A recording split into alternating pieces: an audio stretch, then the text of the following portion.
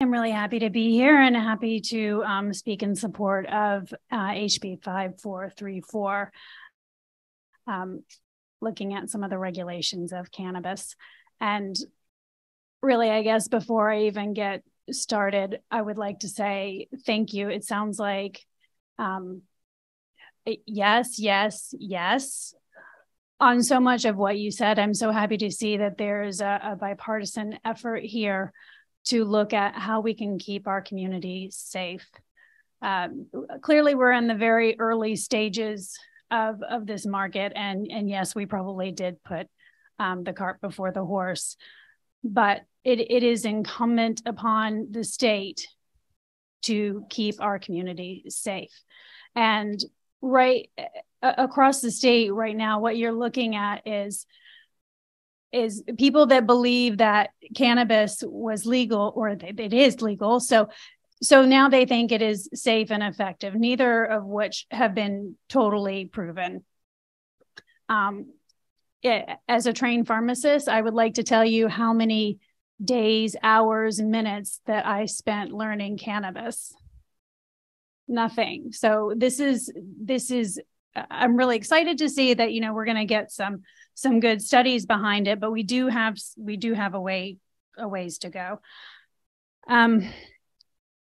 Things that we need to take very seriously right now is some of the studies that we've seen coming out looking at road fatalities, particularly in Colorado. There was a study that showed 48 fatalities in 2020 had drivers with greater than 5 nanograms per mil of THC in their blood.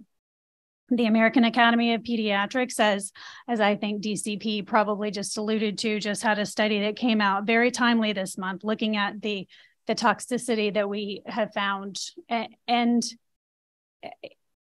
the percentage increase in the toxicity we found in pediatrics, to where in 2021, it was over 3,000 that had toxic amounts of THC in their blood.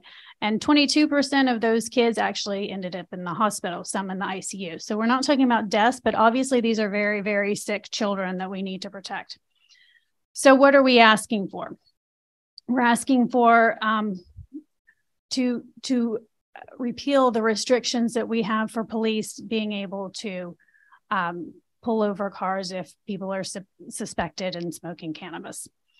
We're asking that people not vape or smoke around children. We do not have a lot of studies around secondhand smoke, but anecdotally, we know that secondhand smoke is an issue. We know that THC, we know that the smell of pot lingers, and it is lingering as we sit here in this room.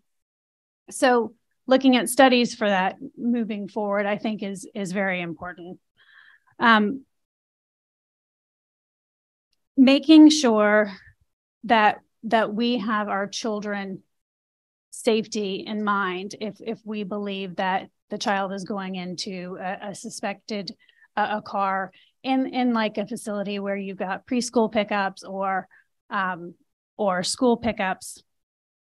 And then next, looking at the labeling on the bottle. I'm really impressed with what I read through that the DCP is recommending on the labeling. I would say yes, yes, and yes. I know that we talked about the edibles. They're not individually wrapped. They need to be. The chocolate needs to be separated. I'm okay with the amount of the 100 milligrams, 5 THC per edible in a 100 milligram, but each of those need to be individually wrapped.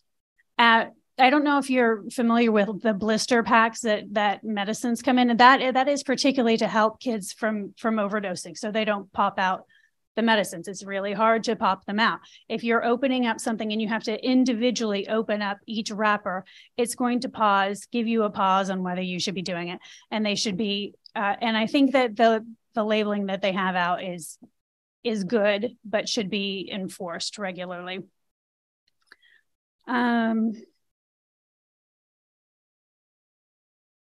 The other thing we need to focus on is making sure that when people get their products, they need to also, each product needs to have the risks on them. it needs to be consistent with how alcohol, cigarettes, or even medications. You shouldn't look at just alcohol and cigarettes, because there's the dose and how to use it should be on there. Side effects should be on there, as well as the warnings that you might see on alcohol and cigarettes. So I like I said, I'm really thrilled with how you're going with this committee, and really look forward to seeing what you all come up with, and happy to take any questions.